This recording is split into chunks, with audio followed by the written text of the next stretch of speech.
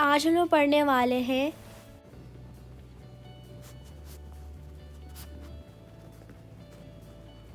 Carbon and it's compounds.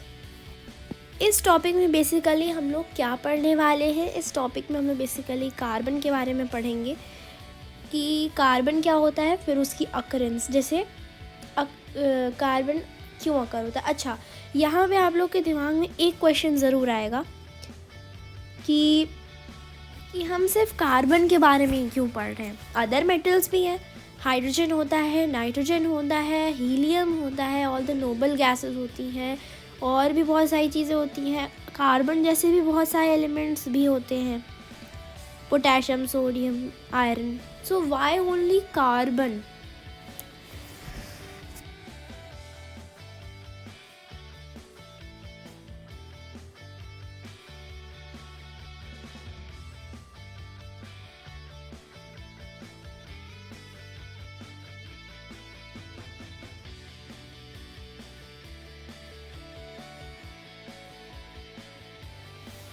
क्योंकि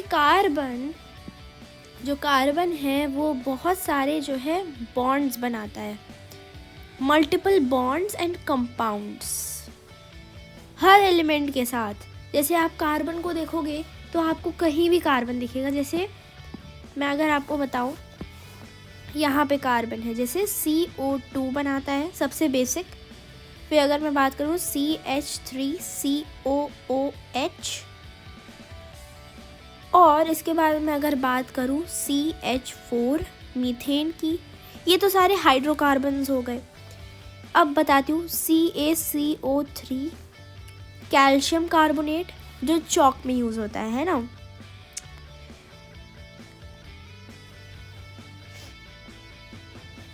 फिर H2CO3 जो होता है हमारा कार्बोनिक एसिड, और फिर एक और ले लेते हैं CaHCO3 होल ट्वाइस।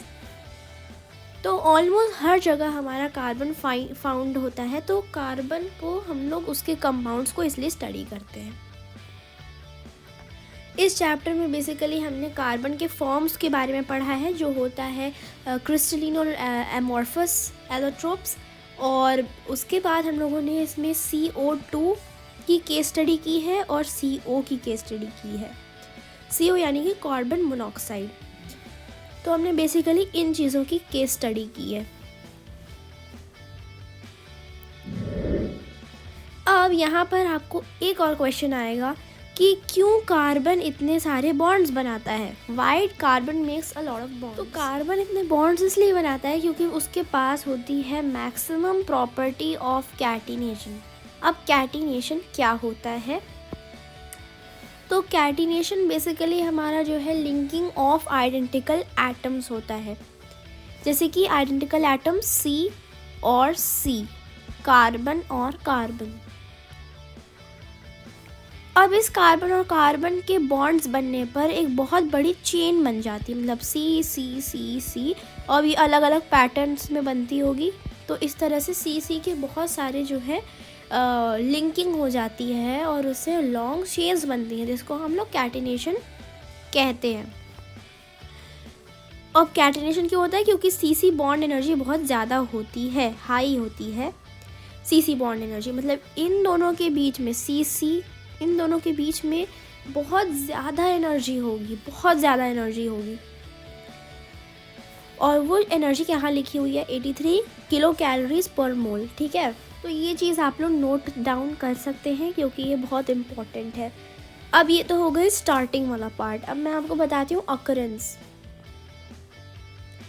अब मैं आपको एक बेसिक मीनिंग बता दे रही हूँ। ऑर्गेनिक का मतलब होता है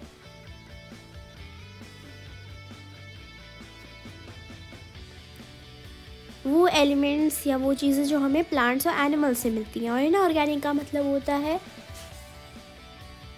जो चीज़ें हमें अर्थ से मिलती हैं। अर्थ यानी कि अर्थ क्रस्ट या अर्थ के अंदर जो होती हैं बरीड, उनसे हमें मिलती हैं। इनके एग्जाम्पल्स देख लेते हैं।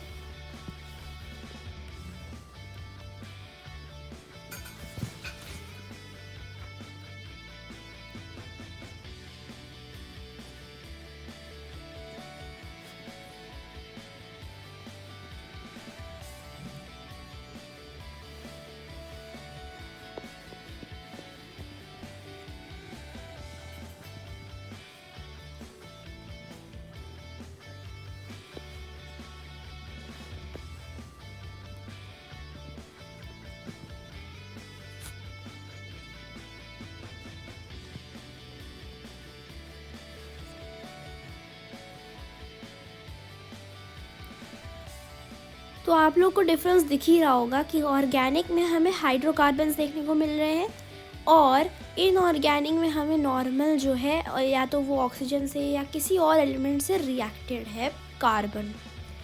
यहाँ पे एक एक्सेप्शन हमें दिख रहा है H2CO3 का। ये हमें एक हाइड्रोकार्बन लग रहा है, पर ये हाइड्रोकार्बन यानी कि ऑर्गेनिक में इसलिए नहीं रखा गया क्योंकि ये बहुत ही वीक एसिड होता है, बहुत ज़्यादा। This is a very very weak acid. आपके पानी में सिर्फ फूंकने की वजह से ही H2CO3 बन जाएगा और ये H2CO3 आप बॉयल करोगे तो बॉयल करने से इसमें से CO2 हट भी जाएगा। तो इसके दो अकरेंस होते हैं। एक होता है फ्री स्टेट में और एक होता है कंबाइंड स्टेट में। दोनों की मीनिंग समझ लेते हैं। फ्री स्टेट मतलब वो अकेला है। फ्री स्टेट का मतलब होता है इट इज़ ऑल अलोन। यहाँ पे हमें प्योर कार्बन मिलेगा जिसका ऑक्सीडेशन नंबर 0 हो जाएगा क्योंकि ये अनकम्बाइंड स्टेट है। और कंबाइंड स्टेट में जो कार्बन है, कार्बन जो है वो बॉन्ड्स बनाता है। तो कार्बन बॉन्ड्स बनाता है और जैसे मान लेते हैं ये कोई और है, तो इस और में मान लेते हैं यहाँ पे हमारा कैल्शियम था, यहाँ पे कार्बन था। तो कैल्शियम और कार्बन का रिएक्शन हो जाएगा, ऑक्सीजन तो बाहर है ही, तो इस और में हमारा CaCO3 मिलेगा। तो बेसिकली ये हमें इनऑर्गेनिक फॉर्म में मिल रहा है। अब यहाँ पे मड भी हो सकता है, यहाँ पे सिल्ट भी हो सकता है, यहाँ डस्ट हो सकती है, कुछ भी हो सकता है। तो इसको कहेंगे कंबाइंड स्टेट। कंबाइंड स्टेट में हमारा वही CO2, हाइड्रोकार्बन्स और वुड में सेल्यूलोज होता है, कार्बोहाइड्रेट्स यानी कि प्लांट्स और एनिमल्स से जो हमें मिलेगा, और CaCO3 ये सब रहेगा। अब आते हैं free state. Only we are talking about the free state now. Free state में हमें 3 तरह की चीज़ें दिखती हैं।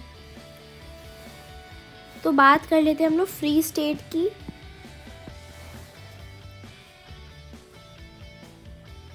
फ्री स्टेट हमारा 2 टाइप का होता है, सिर्फ 2 ही टाइप का होता है। एक होता है क्रिस्टलिन। अब धीरे धीरे हम लोग टॉपिक की तरफ जा रहे हैं, ठीक है, जो आपने बेसिकली पढ़ा है। तो क्रिस्टलिन और अमॉर्फस।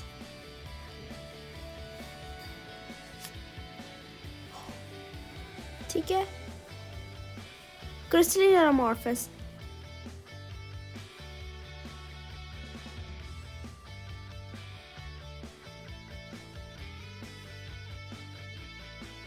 जो तीसरा होगा ये फुलरीन होगा। फिलहाल हम लोग इस चैप्टर में फुलरीन के बारे में नहीं पढ़ेंगे, तो हम लोग इसको एक्सक्लूड करने वाले हैं। बट ये बताना ज़रूरी है कि फुलरीन भी it is a type of crystalline. Okay, amorphous भी हमारा फर्दर क्लासिफाइड होता है 4 टाइप्स में। तो देख लेते हैं उनके नाम।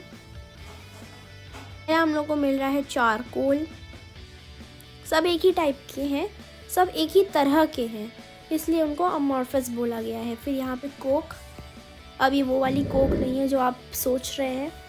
This is not Coca Cola, this is another type of Coke which has only carbon. Okay, और यहाँ पे लैम्प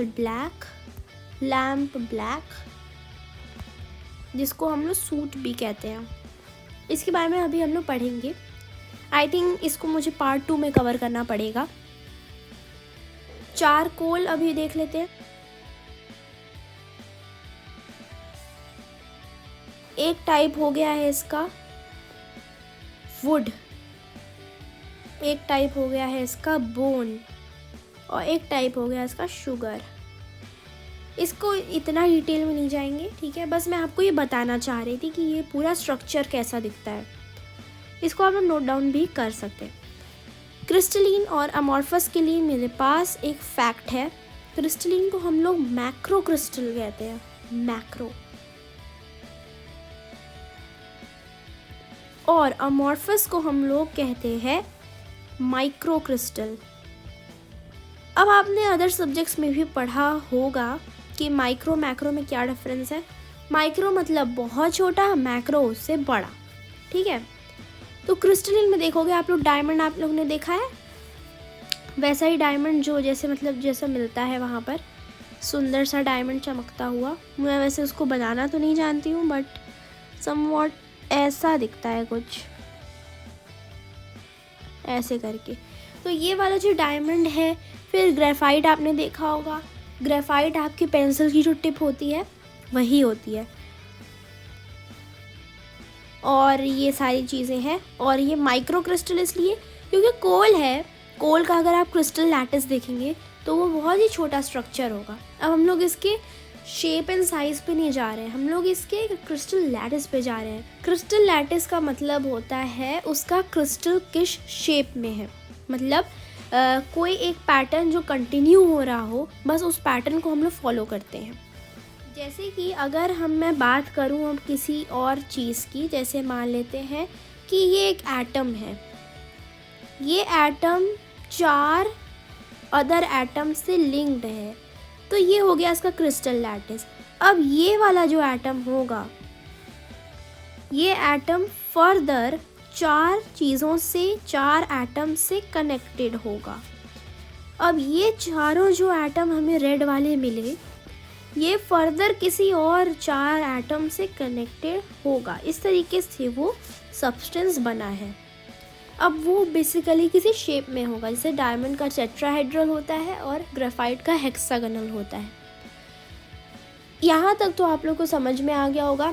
एलोट्रोप, एलोट्रोप के बारे में मैं आप लोग को अगले वीडियो में बताऊँगी।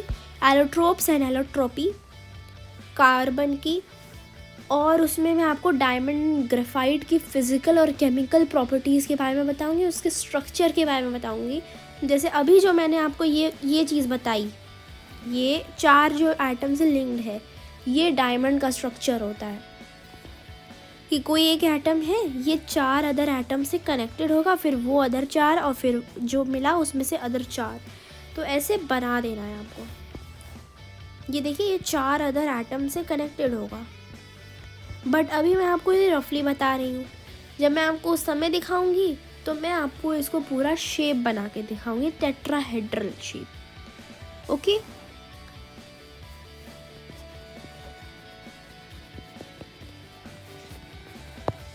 Thank you friends.